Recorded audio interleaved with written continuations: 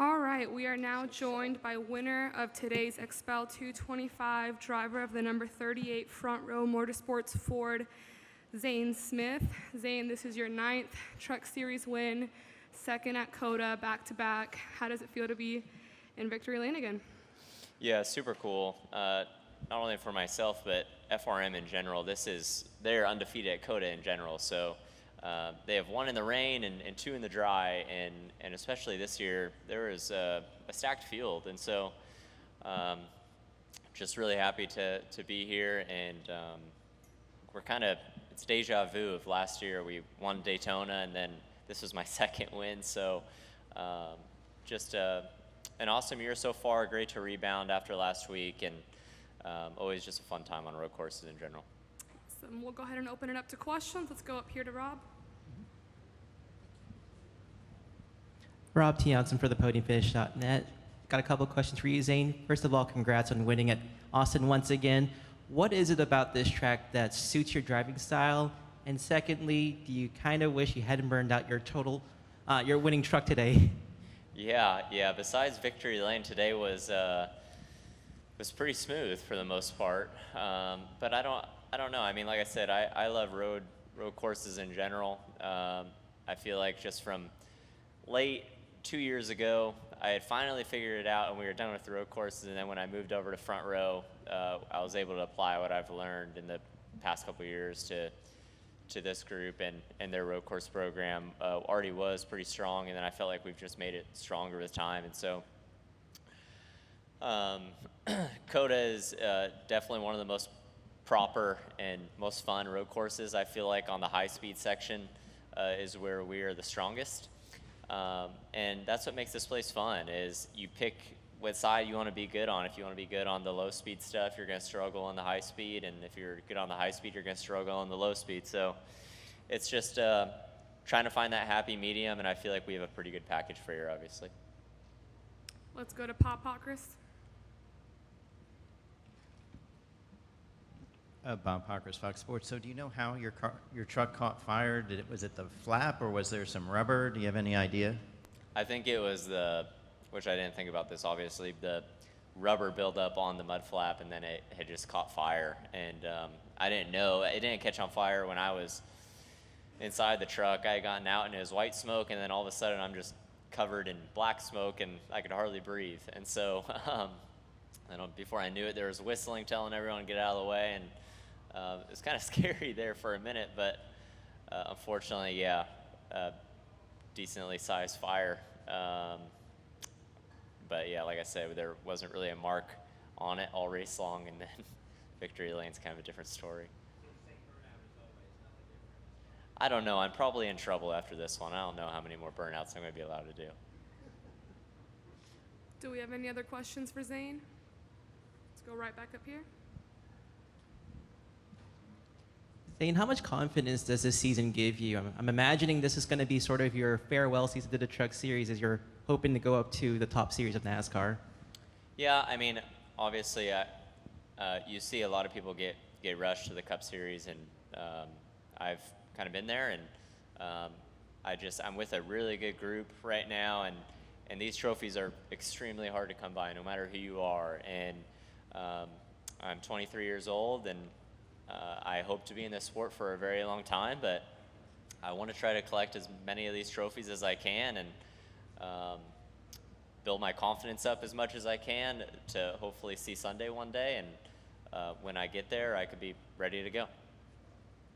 Steven?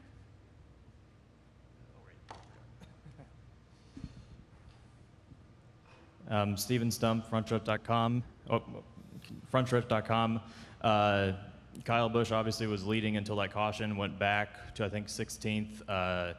When he was making that initial run through the field and went up to third in just a couple of laps, what was going through your mind if the team told you anything? Yeah, I knew he was going to get up there fast, but this year for me has been a lot of deja vu, and today especially the roles were reversed with me and him. Last year I got the stage win, and then he short pitted in that final stage with about 12 to go, whatever it was, same exact for us. He had gotten to start on the pole, and I think I started 18th, and was fortunately able to get up there and contend for the win. And I mean, it was the exact same thing this year. Just like I said, we were on opposite sides of it. So I thought he was going to have a caution there, but I was surprised how fast he got to third in a way, just with the amount of traffic and whatnot. But I knew while he was trying to get through traffic, I needed to put together some really good laps. You had to still save something for the end if it was going to come down to me and him. And so I charged hard.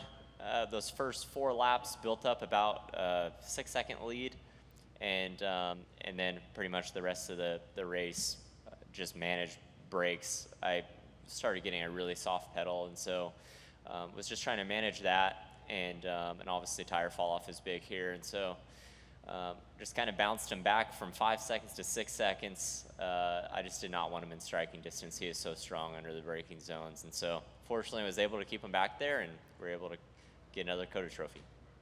Yep. Dustin Albino, J-Ski. Zane, you kind of hit on this earlier, but why do you feel like you are so comfortable on these road courses? Yeah, I'm really not sure. I mean, I grew up racing karts, I felt like half my life now, and so just a bunch of really competitive karting.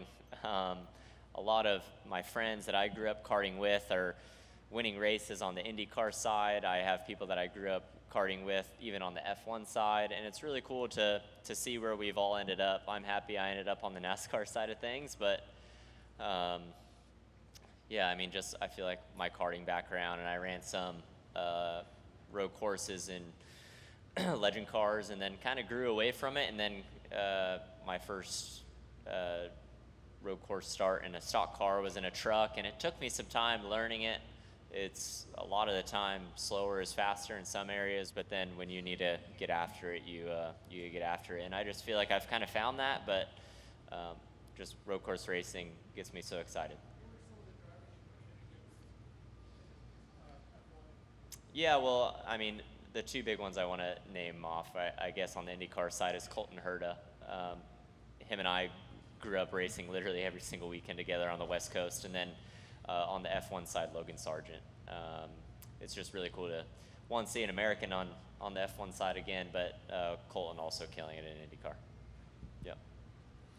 Hey, Zane, Rodney Rodriguez, HornFM.com. Talk about track conditions today. Extremely hot. I know humidity yesterday was a factor, but with tire wear and grip and such, how was that on your drive today with the Texas heat?